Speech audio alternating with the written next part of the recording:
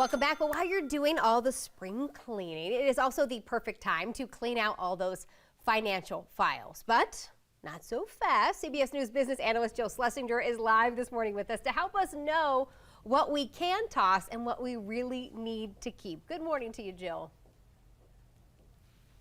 Good morning. Let's jump right in. We know a lot of people are working to get taxes done. And there's a lot of us that hold on, of course, to those old returns. But the big question is, how long do we need to be keeping those old returns? You probably don't realize this because hopefully most people haven't been audited, but the IRS can look back 3 years if you pop up in an audit. And if they see a substantial error, they can add more time, another 3 years.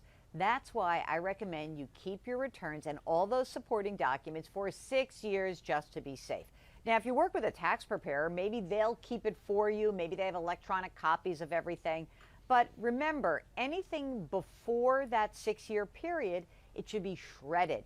And don't cheat on this, gang, because scammers, they would just love to grab that valuable personal information.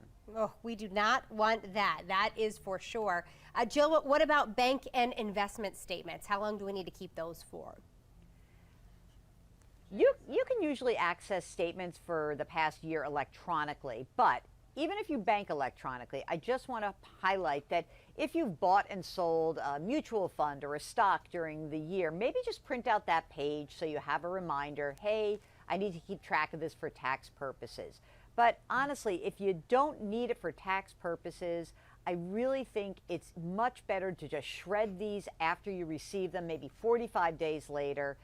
The thing is, if you or a relative might, and even if it's a remote possibility, might be applying for Medicaid, a lot of states will require that you show 5 years worth of statements. So just keep that in mind before you fire up that shredder. Oh, that is important too. I guess, Jill, the big question then is, are there things we should be keeping forever? Yes, because, you know, it's kind of a pain in the neck to go and get copies of these things, which is possible, but I think it's best practice to retain a birth and a death certificate, a social security card, a marriage license, a divorce decree, military discharge papers, and of course, estate documents. Now, maybe you've got big paper versions of your estate documents and other stuff as well. Why not make a digital copy and then store the paper in a fireproof safe? You would, if you do own a home or an apartment, I would suggest hanging on to records that are related to home improvement or major purchases until you sell that home or apartment.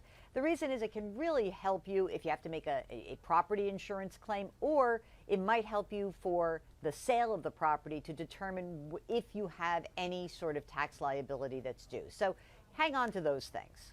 Just gotta, get that spring cleaning in order financially, right? And we appreciate you helping us do that, Jill, and keeping track of all of those documents. Don't forget, you can always catch Jill on CBS Mornings and CBS Evening News with Nora O'Donnell, as well as right here on QC Morning each week. We so appreciate you, Jill.